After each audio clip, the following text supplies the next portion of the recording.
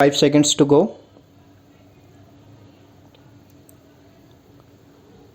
I am thankful to you for having given me this opportunity long last to say a few words on the budget.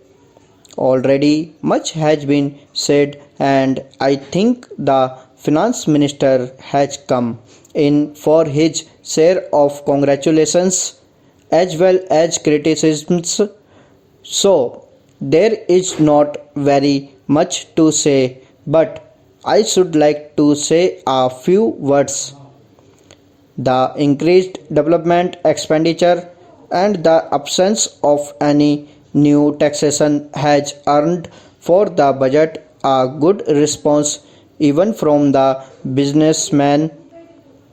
I especially welcome the relief given to the middle classes by raising the exemption limit of income tax in respect of personal income.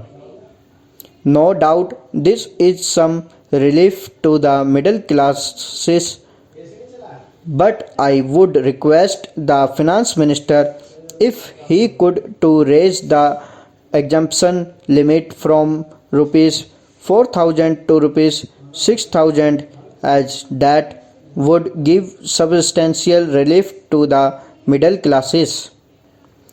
I am indeed glad that the Taxation Inquiry Commission has been appointed with Dr. John Mathai as the chairman, and I am sure that many of the vexed problems may be solved through this commission. At the same time, I would request the finance minister to put off the estate duty bill for the present, since this inquiry commission has been appointed and they may go into this question, for I feel that it is not an opportune moment to put on more taxes on the people.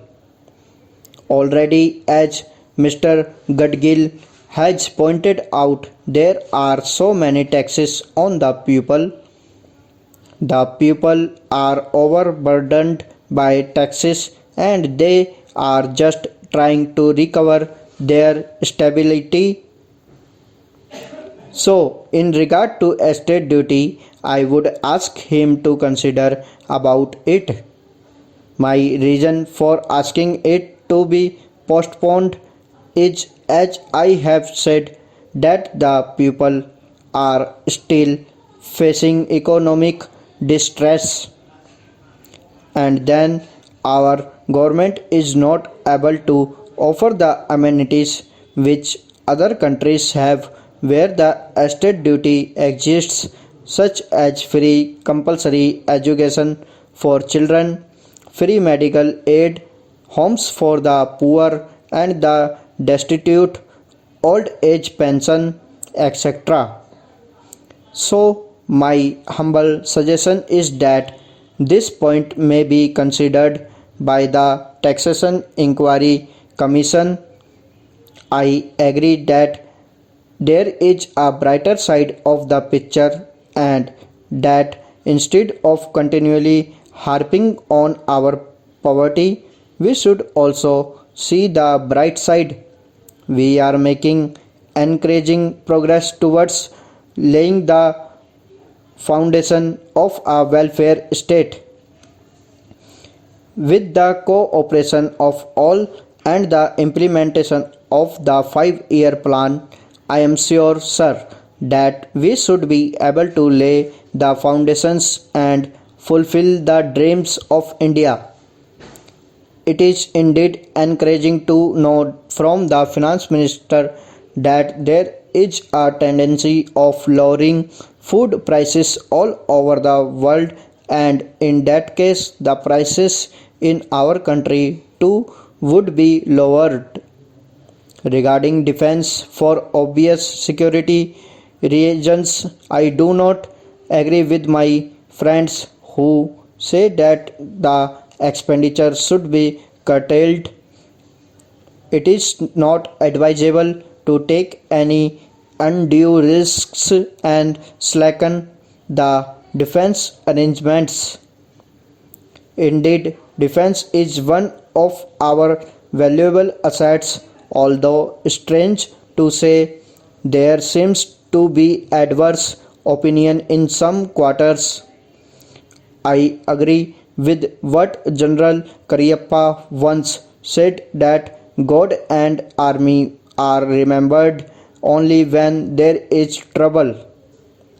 The army consists of the most disciplined and loyal set of young men. It would not be proper to effect economy in the pay of these brave officers, as it would not be an incentive for the right type of young man to join the army, and it would become ineffective and inefficient. I believe already officers who were drawing rupees 1400 as their pay are now getting only rupees 700 and about rupees 100 as allowance. That is, they are getting about half of what they were getting before.